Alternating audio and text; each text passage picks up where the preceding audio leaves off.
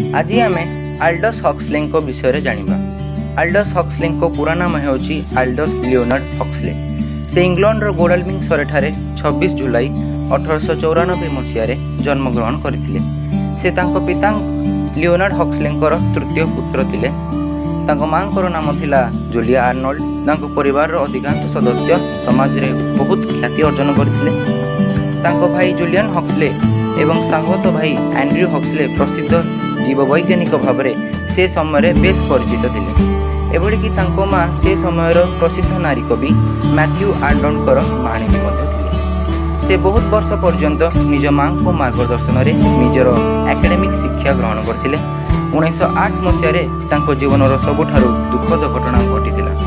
से तांको माँ को मात्र 14 वर्ष बयस हराइथिले।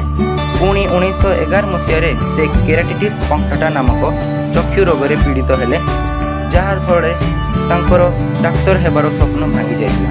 1913 मसीह से बालियोल कॉलेज ऑक्सफोर्ड ठारे इंग्रेजी शिक्षा अध्ययन कले। से तांकर प्रथम उपन्यास फ्रॉम येलो 1921 मसीह प्रकाश करथिले। एपरिक से एथेनियम नामक इंग्रेजी पत्रिकार संपादक भाव में कार्य करुथिले। तांकर लेखक जीवनर सर्वोच्च रचना हेउछि ब्रेव न्यू वर्ल्ड, जहाँ तांकु जने प्रतिष्ठित साहित्यिक भाव में सम्मान प्रदान करथिला।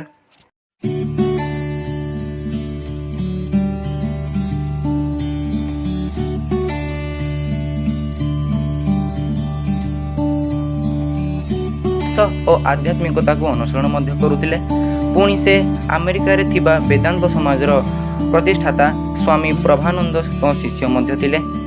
से तांको लेखक जीवन में अनेक पुस्तक रचना करथिले, जेपरी after many a summer, ends and means, time must have a stop, science and education इत्यादि। से नोबेल पुरस्कार पाई 9 थर मनोनीत होइथिले एवं तांकु 1962 मसीह रॉयल सोसाइटी ऑफ लिटरेचर रे कंपेनियन ऑफ लिटरेचर पाई नियुक्त मध्य करा जायतिला। शेष में 1963 मसीह से लारियल कैंसर रे पीड़ित होई निजर इहलीला संवरण करथिले। से केवल साहित्यिक नथिले, बरं शांतिप्रिय मानववादी मनुष्य मध्य थिले। आज मध्य आमे तांको जीवन गाथा को पढुछु एवं से सदा सर्वदा अन्य मानक पई प्रेरणा होई रहिबे।